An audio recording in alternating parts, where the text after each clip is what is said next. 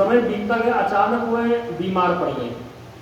अब बीमार ऐसे पड़ गए कि उनको जो है चारपाई पकड़ लेना पड़ा, यानी उनको उठना बैठना मुश्किल हो गया।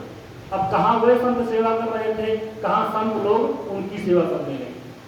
जब देखे कि पंडित जी बुजुर्ग मतलब बीमार हो गए हैं, चल फिर नहीं सकते, कुछ कर नहीं सकते, तो जो संत महात्मा लोग उनके आसपास निकट में रहते थे वो लोग उनकी सेवा में रहने लगे। उनको उठाएं बैठाएं, नहलाएं धुलाएं, भोजन पानी कराएं। अब बेचारे पंडित जी बहुत परेशान, वो सोच रहे हैं कि देखो कहाँ मैं संत सेवा कर रहा था और कहाँ ये संत लोग आज मेरी सेवा कर रहे हैं। तो बड़े दुखी हुए, वो भगवान से प्रार्थना कर रहे हैं कि भगवान इससे अच्छा है कि आप मुझे उठा ही लो, मुझे बुला लो अपने पास, मैं संतों से अपनी सेवा नहीं करवा सकता।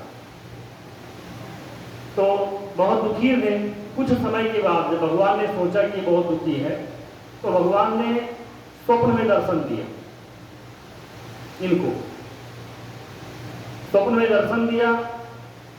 और अगले दिन पंडित जी ने स्वप्न में क्या देखा कि जिधर लेटे हुए हैं सिराने के नीचे, इन्होंने स्वप्न में देखा कि एक महात्मा जी हमारे सपने में आए, उन्होंने हमको एक पुड़िया दी, दवाई की पुड़िया। इन्होंने महात्मा जी ने कहा कि आप इसको खा लो, इसको खाने से जो आपको बीमारी है वो आपकी बीमारी दूर हो जाएगी। तो पंडित जी ने क्या किया, वो पुड़िया महात्मा जी ने दिया, उसको अपने सिराने के नीचे रख दिया, सिराने के नीचे। इतना ही देखा उन्होंने स्वप्न, स्वप्न अचानक टूट गया। अब सुबह अपने स्वप्न पर विचार करने लगे कि हमको महात्मा जी ने दर्शन दिया था, सपने में एक दवाई की पुड़िया भी दी थी, तो सोच रहे हैं कि चलो था तो स्वप्न ही, फिर भी लाओ मैं देखता हूँ, पता नहीं।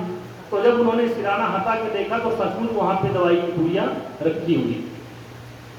तो तुरंत ही उन्होंने पंडित जी ने उस पुड़िया को जल के साथ लिया, खाया, और उसको खाते ही वे भले चंगे हो गए, चलने फिरने लगे।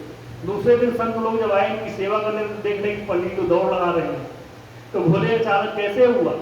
तो उन्होंने जो है ये स्वप्न दर्शन जो उनको हुआ, उन्होंने इसके बारे में बताया। बोले महाराज हमारे साथ ऐसा ऐसा हुआ, हमारे स्वप्न में एक महात्मा जी है, उन्होंने हमको दवाई की पुड़िया दी और उसी से आज हम जो है भले चंगे घूम रहे हैं। तो ये भगवान की बड़ी कृपा हुई है मेरे ऊपर। तो कहने का मतलब भगवान जो है, जो स्वप्न आते हैं स्वप्न झूठे नहीं होते, स्वप्न सच होते हैं। पर यह भी लिखा है भागवत में कि स्वप्न को किसी को बताना नहीं चाहिए। ये स्वप्न भी भगवान की कृपा होती है तभी आते हैं हमको, ऐसे स्वप्न तभी आते हैं। वैसे बुरे भले स्वप्न तो आते ही रहते हैं, पर जो धार्मिक स्वप्न आते हैं भगवान की कृपा से ही आते हैं। तो अगर ऐसे कोई स्वप्न हमें आए तो वो कहते हैं कि अपने माता पिता पत्नी पुत्र भाई बहन किसी से भी बताना नहीं चाहिए।